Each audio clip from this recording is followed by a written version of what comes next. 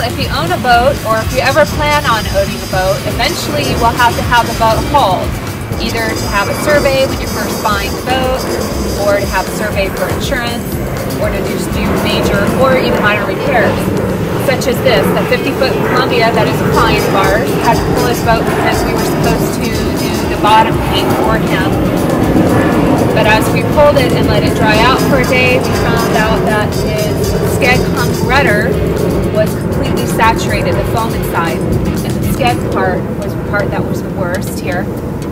Okay, this is where the original delamination started happening, right here on the skeg. And that's a pretty big hole right there, and that runs all up and down the framework of the skeg. These are the tools that you would need to do this job, and if I were dumb enough to do this job, but I'm not, so Vigor, get over here. Get your job done.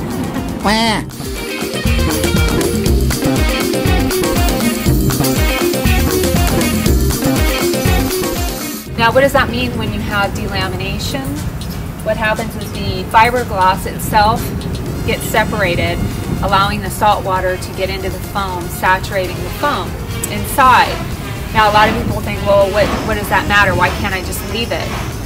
Well, you can, but the problem is that the foam inside the skeg and the rudder is kind of like shear structure when you're home building. It keeps everything together and really tight. Once you get the water up in there, it starts to separate and it gets waterlogged, adding weight, and will actually start rotting the fiberglass from the inside out.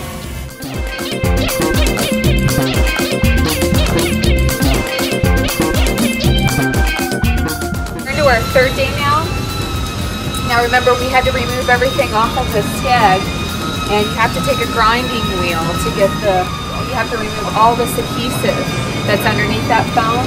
So first you take an adhesive remover and remove as much of that by hand first, and then you have to take a grinding wheel. You can see how shiny and ready this is. So this is pretty prepped. All that you need to do from here is give it a good acid wash. Now, when we discovered when we were doing the skeg, the rudder also had the same delamination problems going on. So we had to strip all of that off, the same thing as we did with the skeg. Doing the same process on the rudder, but this is what the framework looks like.